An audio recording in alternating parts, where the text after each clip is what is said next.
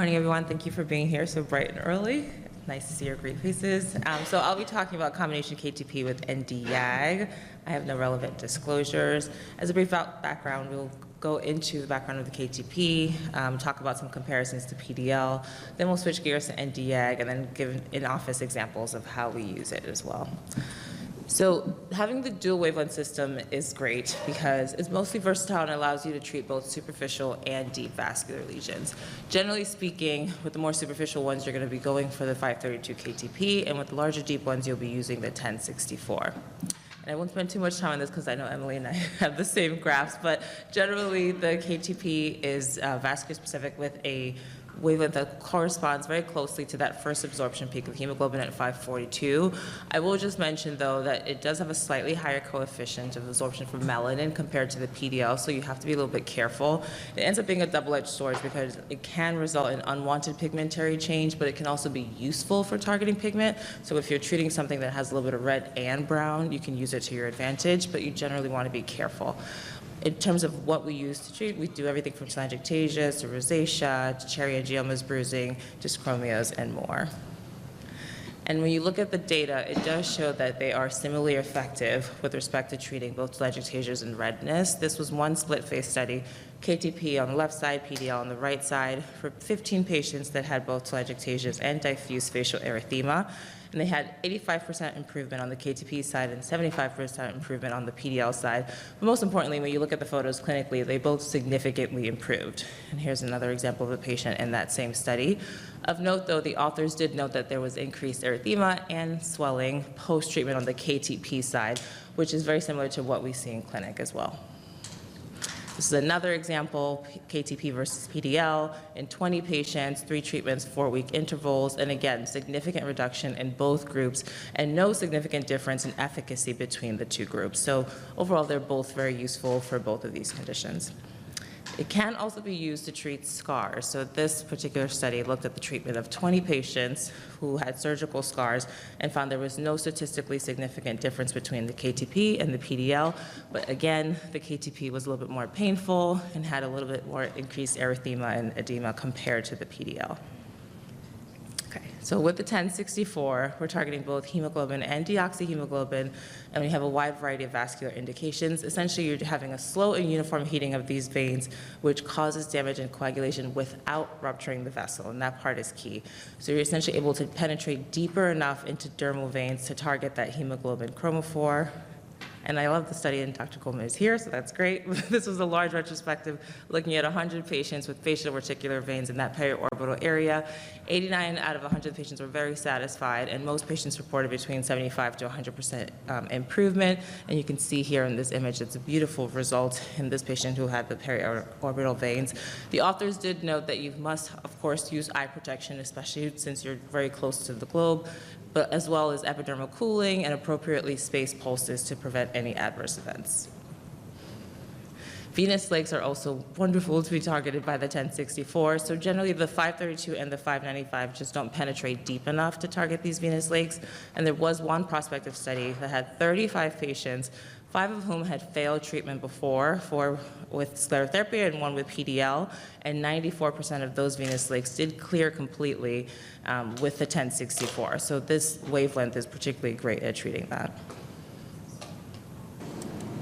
So how we use it in office, we're fortunate to have the PDL as well as the KTP ND-YAG, and honestly, a lot of times I'm using it in combination with the PDL. So first, I will do the 532 for the discrete telangiectasias, particularly around the nose. I just think I get a really nice result with that.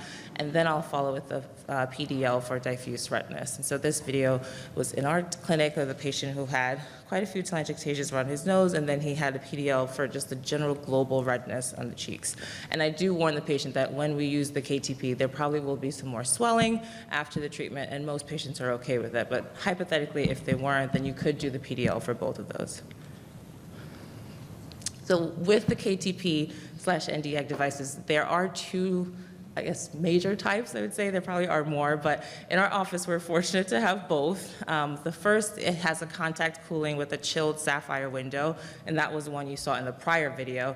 The second has a cryogen spray cooling, and to be honest, we've had the contact cooling device longer, so we probably just use it more often because we're more used to it, but having the cryogen spray is also nice, and I think I do lean towards that when I'm looking for something that's going to be a little bit more comfortable and have less swelling. And so often this will be my kids, my teenagers, patients with sensitive skin, or patients who just tell me like, look, I have an event this weekend, I can't have as much downtime as usual, can you use something that's a little bit generally more softer?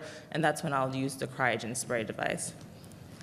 And this is another video showing that, so you can actually see if it'll play. You'll see the little puff of cryogen when you hit that angioma there. Hopefully that was slow enough that you could see it. But basically they're both great. The cryogen spray is just a little bit more comfortable compared to the contact cooling.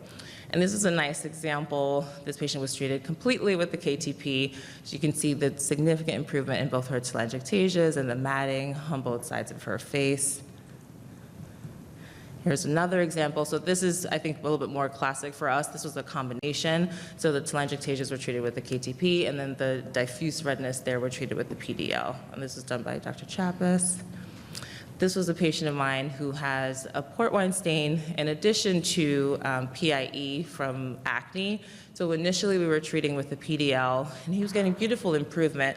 But when we got the KTP with the cryogen cooling and we talked to him about the potential for treating the port wine stain without purpura, he was really intrigued by that. This is a young guy, he's I think like 19 years old, and it was really difficult for him having that purpura post-treatment in terms of going to school and seeing friends. So we switched to the KTP and still had a beautiful improvement, and he was a lot happier with the downtime. Okay, so with the 1064, we do, of course, use it for the deeper vascular lesions. Again, I'll just emphasize, just like that paper did, the importance of eye protection. Here, I'm using metal eye shields for this patient who had some blue veins around his eyes that he didn't like. The edema is definitely important to emphasize to your patients, as well as the discomfort. I find this does hurt a little bit more compared to the PDL and the KTP, so you just have to warn patients about that before doing it. And this is another example. We talked about the venous lakes. The 1064 just goes deeper, so you're really able to get a lovely improvement in venous lakes in our patients here. This was an older gentleman who had had his for upwards of 30 or 40 years and had it treated with a PDL once. It did get better, but it didn't completely clear. And that's when he came to me, and we did 2 sessions with the 1064, and this was his improvement. Periorbital veins, if you can see here, this was that same gentleman in the video. So he was bothered by these bluish veins here that he felt looked like dark circles. And so we did 1 treatment with the 1064, and you can see the improvement in the veins underneath the eye there. So in conclusion, the dual laser system is super versatile. It's a beautiful way to treat both superficial and deep vascular lesions.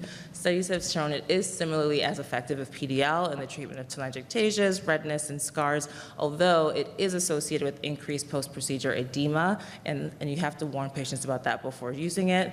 The 1064 is great for deeper vascular lesions, such as periorbital veins and venous lakes. In our office, the laser system is used in combination with PDL, though as a standalone device in itself, it does have the ability to treat a wider range of conditions just due to having the multiple wavelengths.